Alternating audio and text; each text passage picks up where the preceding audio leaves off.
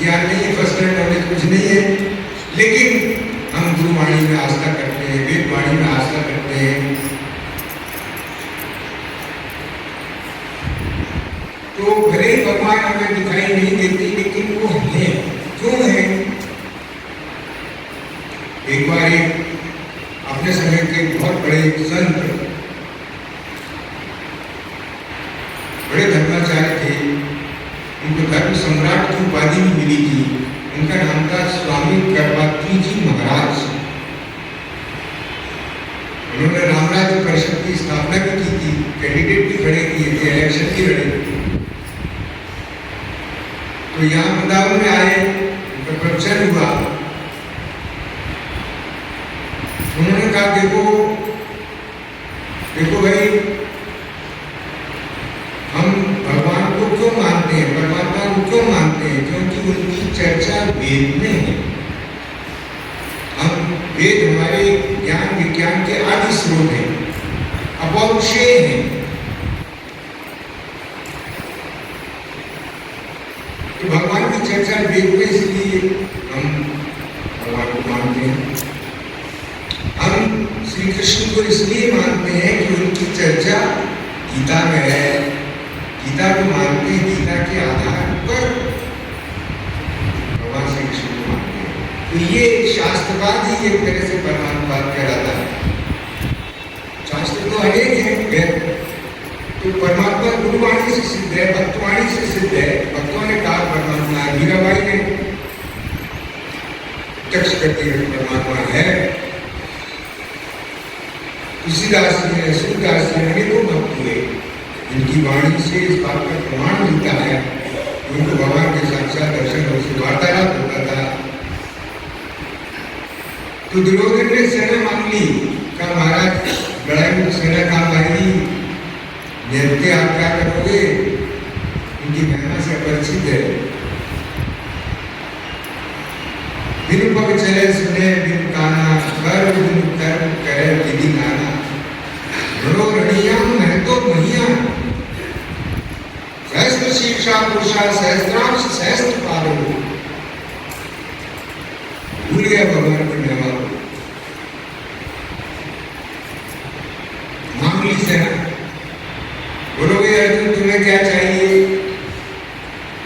मुझे तो केवल लाभ ही चाहिए, मुझे और कुछ नहीं चाहिए। आपकी कृपा, आपका वरदस्त, आपके चरणों का आश्रय, आपकी कृपा दृष्टि। तो वही मेरा सुन लो प्रतिज्ञा कि मैं शस्त्र धारण नहीं करूंगा। कोई बात नहीं, न करें आप साथ में इतनी बहुत है, काफी है।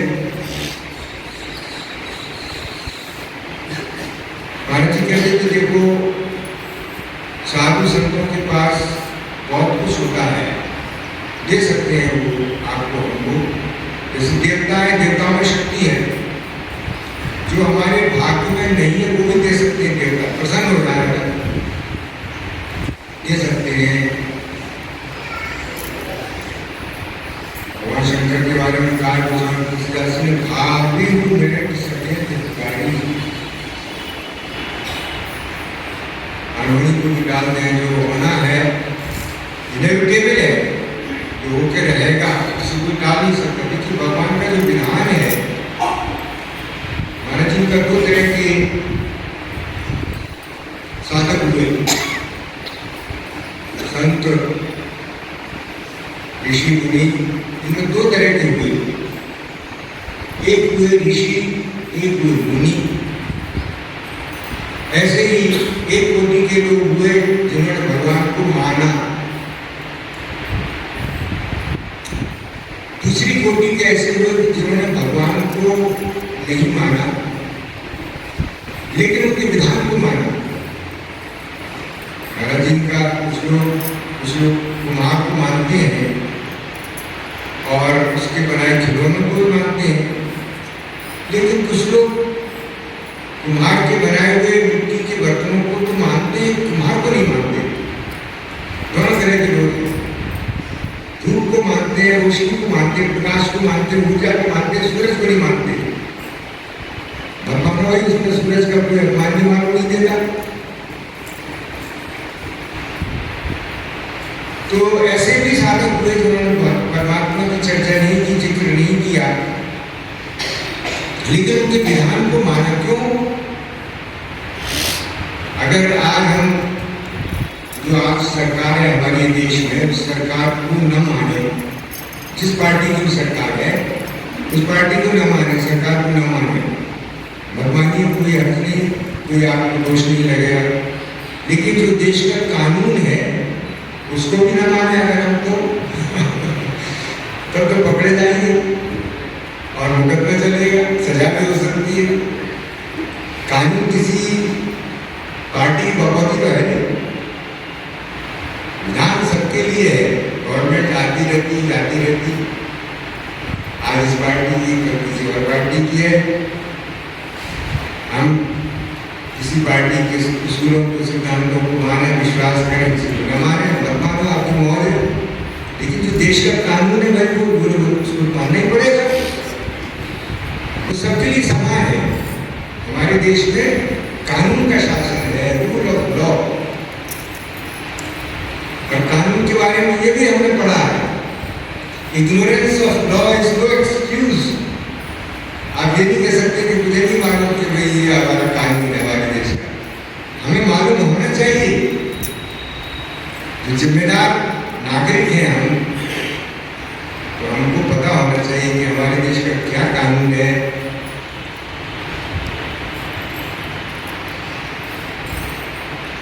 तो विधान को माना, परमात्मा को मत मानो। परमात्मा को कोई उसमें अनादर मालूम नहीं देता, भगवान को कोई राम नहीं है। माने तो ठीक है, ना माने तो ठीक है, तो सब थे। लेकिन भाई विधान को तो मानना ही पड़ता है। तुलसी रेखा कर्म की मैट सके ना राम, पर मैटे तो अचरज नहीं, पर समझ करे सब काम। भगवान भी विधान को नहीं मिटाते हैं, मिटा सकते हैं। वो कानून से बंधे हुए, विधान से बंधे हुए नहीं है। उनका विधान है, लेकिन वो विधान से ऊपर भी है। लेकिन नॉर्मल केस में एक सामान्य रूप से वो विधान को बढ़ाते नहीं है। तो ये सृष्टि विधान से चल रही है। सूरज प्राचीन समय से उदित होता है, समय से अस्त होता है, ऋतुएं आती हैं, जाती हैं, ये सब क्रम से हो रहा है। दिन सायं प्रातः शिशिर वसंतो पुनरायातो तदपि न मुंचति आशा वायु भजो वृंदम आदि शंकराचार्य का भजो वृंदम। दिन आ रहा है, दिन रात के पीछे, रात दिन के पीछे दौड़ रहा है, समय भाग रहा है। समय की गति कितनी तेज है। आपने कभी रुक कर, ठहर कर, शांत होकर, स्थिर होकर, we have no time to stand and stay. वो एक अंग्रेजी कवि है, वो गाता है, कीट्स है शैली अकबर, पढ़ा करते थे कॉलेज में, कि हमें इतना समय नहीं है कि शांत होकर हम इस परिवर्तन को देखें, विचार करें, कैसे भाग रहा है समय, कैसे पंख लगे हुए उसके। इतना मेरे जीवन का समय कहाँ निकल गया भाई, कहाँ चला गया। आज जब दृष्टिपात करता हूं मैं पिछले जीवन पर, गए हुए गुजरे जीवन पर, व्यतीत हुए जीवन पर, लगता है कि क्या मैं सपना देख रहा था, वाज इट ए ड्रीम, क्या मैं स्वप्न देख रहा था। ये कहाँ चला गया मेरा यौवन, कहाँ चले गए वो दिन, क्या उनको पंख लग गए। बात तो सत्य है, इसमें सत्य निश्चित आंशिक सत्य है। हमारे मनुष्यों ने भी इस संसार को स्वप्न ही कहा है। तब ख्याल आता है कहे ये तो स्वप्न ही कहा है। उमा कहाऊं मैं अनुभव अपना, सत्य है भजन जगत सब। अरे कहा तो है, कोई कभी ध्यान नहीं दिया, सीरियसली कभी सोचा ही नहीं। हमारा सारा जीवन एक स्वप्न है, हम स्वप्न देख रहे हैं। तो महाराज जी जगाने आए थे। मूल प्रश्न पर आ जाए हमने, भारत जी हम सबको जगाने के लिए आए थे। जागो। देखिए सवेरा कब माना जाएगा? जब हम जागे तभी सवेरा है, ठीक है ना? जब से जागो तभी सवेरा है। सुबह का भूला शाम को घर आ जाए तो वो भूला न कहलाए। अभी भी हम अगर वापस लौट आए back to the god head. यहाँ पर एक बड़े संत हुए स्वामी प्रभुपाद जी महाराज, जिन्होंने इस्कॉन की स्थापना की है। इस्कॉन का मंदिर है कृष्ण बलराम मंदिर, बॉम्बे में भी है, जुहू पे है, दिल्ली में भी है, वेस्ट बंगाल के नाडिया डिस्ट्रिक्ट में भी उनका बहुत बड़ा हेडक्वार्टर है। क्या तो स्वामी प्रभुपाद जी महाराज, ये उस समय की बात है जब वृंदावन का इस्कॉन मंदिर बन रहा था। स्वामी प्रभुपाद जी महाराज अमेरिका में थे और बहुत प्रचार था उनका अखबारों में, बहुत भक्त उनके साथ थे, सड़कों पर कीर्तन करते हुए, चैतन्य महाप्रभु की परंपरा के हो, सड़कों पर कीर्तन करते हुए निकलते थे। हजार लोग दीवाने हो गए उनके। तो वो वृंदावन आए यहाँ, पता लगा हमको तो हमारे आश्रम में उस समय पटना के सज्जन थे अरोरा जी, मुझसे कहने लगे स्वामी जी वो प्रभुपाद जी आए हैं, उन्होंने इतना बड़ा काम किया। देखिए अमेरिका में कृष्णा कॉन्शियसनेस मूवमेंट चलाया है, हजारों विदेशियों को जोड़ा है, अपने भारतीय धर्म में इसमें दीक्षित किया है। उनके दर्शन करें हैं, चलो भाई, संतों के दर्शन से तो लाभ ही है। तो गए साल इस्कॉन मंदिर उस समय पूरा बना नहीं था, उस थोड़ा सा बनाकर उसके प्रांगण में खुला मैदान था, उसमें फर्श बिछा हुआ था, एक कुर्सी रखी थी, उस पर प्रभुपाद जी बैठे हुए थे, नीचे फर्श पर सब लोग बैठे हुए थे। हम लोग भी जाकर प्रणाम करके बैठ गए। उन्होंने नजर उठाकर ऐसे देखा, प्रश्न सूचक दृष्टि से हम लोगों की ओर देखा। उनका भाव मैं समझ गया, वे जानना चाहते थे आप लोग कहाँ से आए हैं, किस जगह से। तो जब उन्होंने मेरी ओर देखा, मैंने हाथ जोड़कर उनको नमस्कार किया। मैंने कहा महाराज हम मानव सेवा संघ से आए हैं आपके दर्शन हेतु। बोले मानव सेवा संघ वो स्वामी शरणा जी महाराज का? मैंने कहा हाँ। बोला रे वो तो वही बहुत बड़े संत थे को बड़ा भावपूर्ण स्मरण करने लगे उनका, और भी दो चार बात कही उन्होंने उनके बारे में। उनका संस्था कैसी चल रही है? मेरे पास देवकी माता जी हैं, उनकी बड़ी शिष्या है, वो संस्था को संभाले हुए हैं, संस्था ठीक चल रही है। महाराज जी से परिचय थे वो।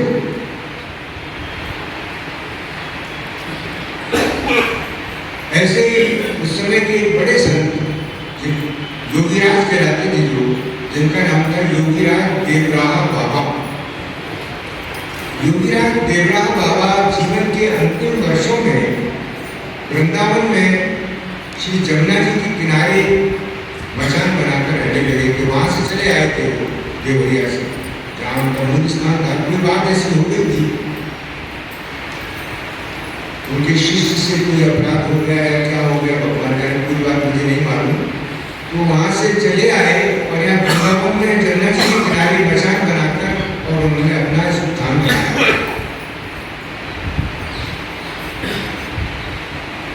उन दिनों परम पूज्य देवकी माता जी कुछ अस्वस्थ चल रहे थे, उनका शरीर कुछ रुग्ण चल रहा था। तो मुझे बुलाया, उन्होंने कहा कि देखो तुम जाओ देवरा बाबा से आशीर्वाद लेके आओ। उस समय तांता लगा रहता था बड़े बड़े मिनिस्टरों का और उच्च अधिकारियों का, उनके दर्शन के लिए। उस समय के तत्कालीन बड़े बड़े लोग आते थे उनके दर्शनों के लिए। आए थे कोई न कोई दर्शन के लिए आ रहा है, पुलिस लगी हुई है।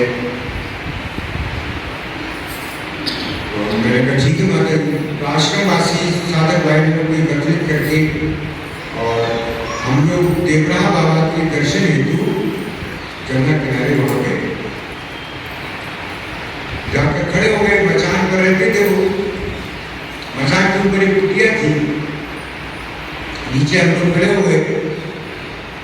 उनका एक शिष्य था, उसने कहा कि अभी बाबा आएंगे थोड़ी देर में, आप इंतजार कीजिए। थोड़ी देर पश्चात देवरा बाबा अपनी कुटिया में से निकले और ऐसे झुके हुए, उसको नौरे नौरे कहते हैं ऐसे, क्योंकि वो निर्वस्त्र दिगंबर रहते थे। तो ऐसे झुके हुए चल के आए, आकर बैठ गए मचान पर। बड़ी बड़ी जगह देवी का शरीर उनका श्याम पर चमक रहा था। बड़ी बड़ी जगह था भाल, एक सिंहावलोकन किया। पूरे जितने लोग सब जैसे शेर देखता है एक नजर से, सिंहावलोकन सब कुछ देखा, पूरी नजर दौड़ाई। हम लोगों को उनकी नजर टिक गई। सबसे पहले हमसे ही उन्होंने कुशल समाचार पूछा। कहा कि शिष्य को कहा कि ये लोग कहाँ से आए, किस प्रेम से, कौन लोग हैं। उसने कहा कि बाबा पूछ रहे हैं आपसे। मैंने हाथ जोड़कर प्रणाम किया उनके चरणों में। महाराज मैं दंडवत कर रहा हूँ आपके चरणों में। हम लोग मानव सेवा संघ से आए हैं, ये सब मानव सेवा संघ के साधक भाई बहन हमारे। बोले मानव सेवा संघ सर वो स्वामी शरणा जी महाराज बना। मैंने कहा महाराज। बोला अरे शरणा जी तो बहुत बड़े संत थे भाई, देखो हजारों लोगों को उन्होंने भगवान के रास्ते पे लगाया। और बोलो बच्चा, कृष्णाय वासुदेवाय हरे परमात्मा ने बढ़ता क्लेश नाशाय गोविंदाय नमो नमः, ये सबसे कहवा भी थे। सब लोग हमने दोहराया और ठीक चल रहा है सब, ऐसा पूछा। उन्होंने कहा हमारे जैसे तो भगवत कृपा है, आप सब महापुरुषों की कृपा है, ठीक चल रहा है। लेकिन हमारी जो संघ की संचालिका है परम पूज्य देवी माता जी, उनका शरीर इस समय कुछ रुग्ण चल रहा है, अस्वस्थ है। उन्होंने आपके पावन चरणों में वंदन कहा है, प्रणाम कहा है, साष्टांग दंडवत कहा है और आपकी कृपा की अभिलाषा की है, आपका आशीर्वाद याचना की है। एक क्षण मौन रहे, कहे सब ठीक होगा, कोई चिंता की बात नहीं, सब ठीक होगा। ना बचे तो प्रचार दो। तो चेला लिया खड़पुरी। खड़पुरी यानी जानते के बड़े बड़े बताशे, इतने बड़े बड़े बताशे खड़पुरी कहते थे। बुलाए साहब को हमारी झोली भरती, कपड़ा दिया हमको रंगीन, कपड़ा उड़ाया वो कटका और उसमें झोली भरती हमारी को। जितने भी वो यहाँ रहे, वृंदावन के दुकानदारों की खूब बिक्री हुई खड़पुरी। इतना खड़पुरी और बताशे बेचते थे, सबको बांटते थे। और उसी समय की बात है, किसी ने उनसे राम मंदिर के बारे में पूछा कि महाराज अयोध्या में राम मंदिर बनेगा कि नहीं बनेगा। उन्होंने कोई उसका स्पष्ट उत्तर नहीं दिया, कुछ नहीं कहा, मौन हो गए। ये मेरे सामने की बात है। खैर हम लोग हमारा प्रयोजन सिद्ध हो गया, हम प्रणाम करके प्रसाद देकर खुशी खुशी करके आ गए। हमने माता जी को बताया कि बाबा ऐसे ऐसे कह रहे थे, तो कहा निश्चिंत और निश्चिंत हो गए, प्रसाद दिया। तो मेरे कहने का तात्पर्य चर्चा चल रही थी, महाराज जी की वाणी के आधार पर कुछ चर्चा करनी थी। तो हम सब देखिए, हम लोगों के जीवन में जो अनेकों समस्याएं है, समस्याग्रस्त जीवन है। ऐसे तो कहते हैं संसार जो है वो दो चीजों से मिलकर बना है। संसार में जो भी प्राणी आता है, जन्म लेता है, वो प्रतिकूलता से, दुख से, रोग से, हानि से, अनादर से बच नहीं सकता।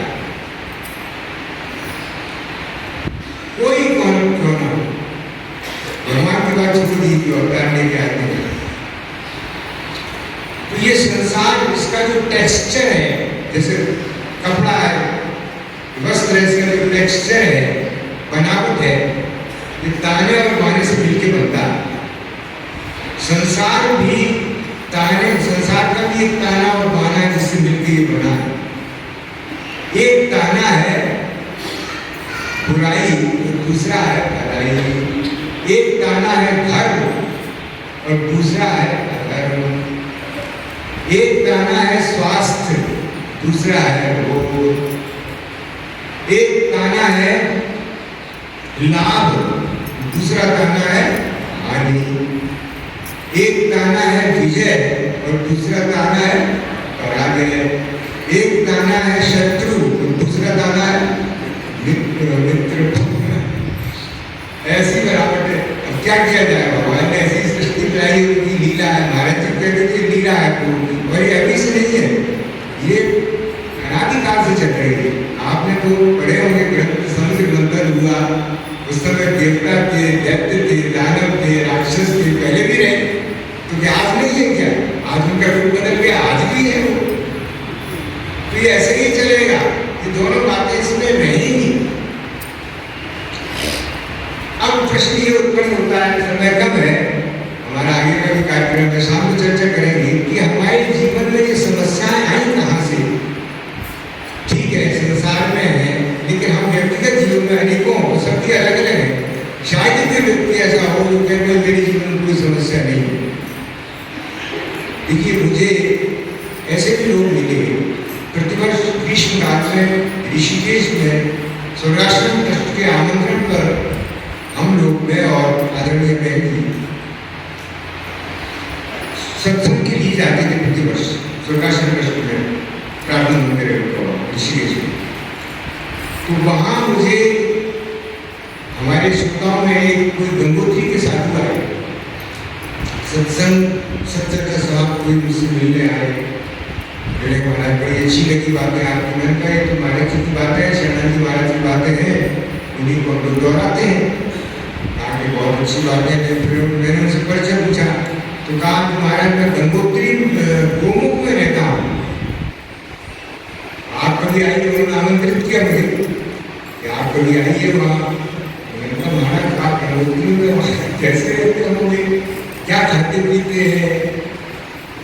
तो कहा कि वो है ऐसी जड़ी बूटी औषधियाँ, एक होती है कोई शकरकंद की तरह, उसको भून देते हैं, फिर उसको ऐसे तोड़ कर पत्थर पर उसको छिल जाती है, बहुत मीठी होती है, वो खा लेते हैं।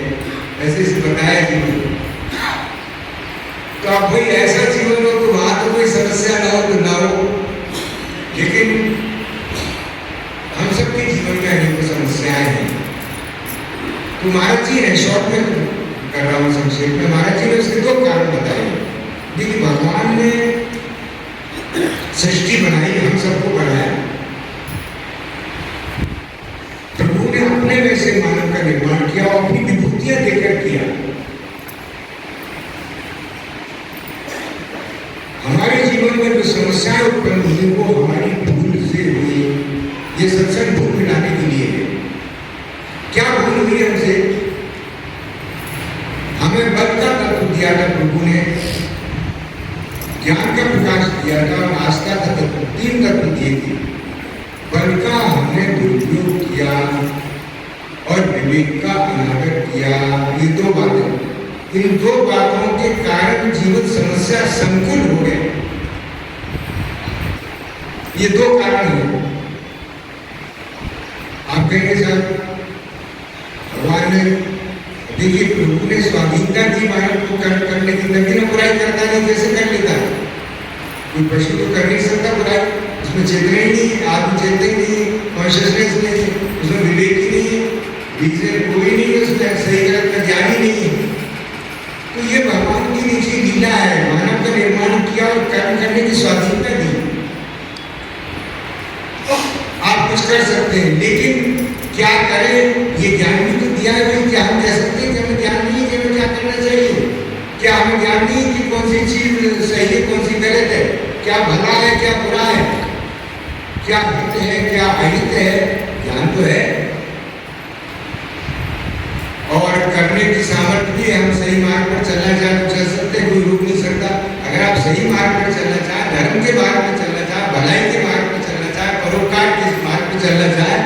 कोई रोक लेगा जबरदस्ती आपको? अधिक से अधिक आपके प्राणों का हरण कर सकता है, लेकिन आपको रोक नहीं सकता कोई।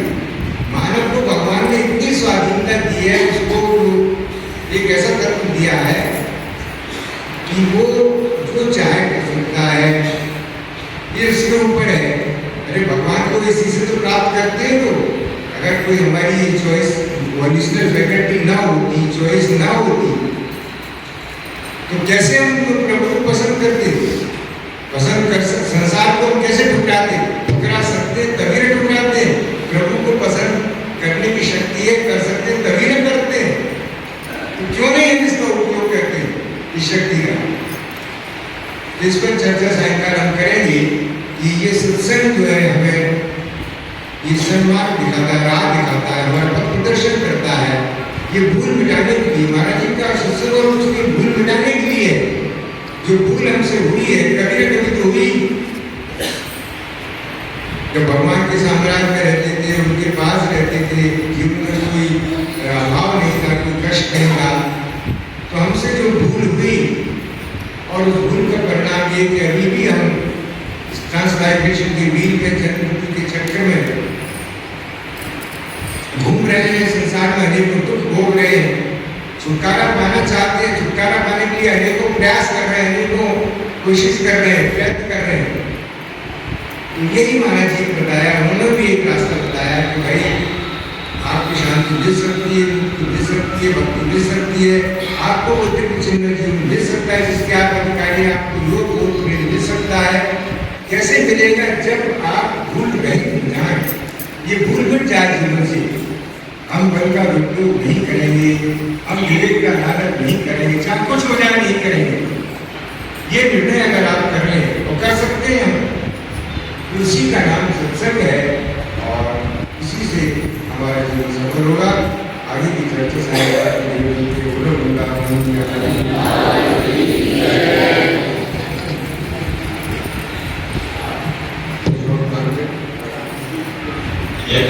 सत्य की आवाज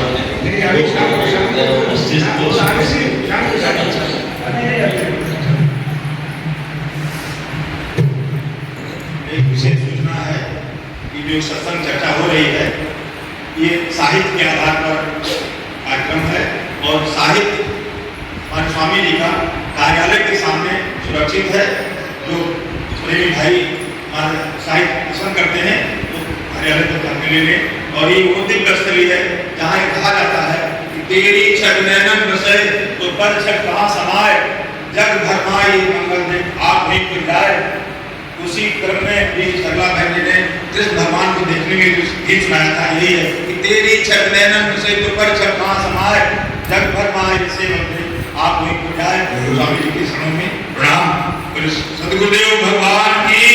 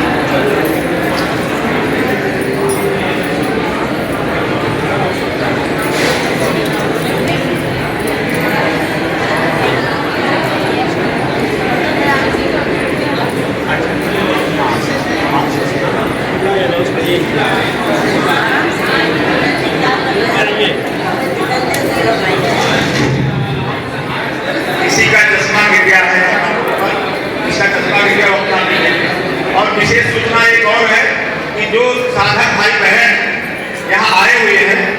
सवेरे लोग 10 बजे पहले 9 बजे पहले जाने के लिए कोशिश करते बाहर, कृपया उनसे निवेदन है कि 10 बजे के बाद ही, ये जब सत्संग का कार्यक्रम समाप्त हो उसके बाद ही कमरे से आश्रम से निकल सकते हैं और फिर 4 बजे तक अवश्य आ जाए।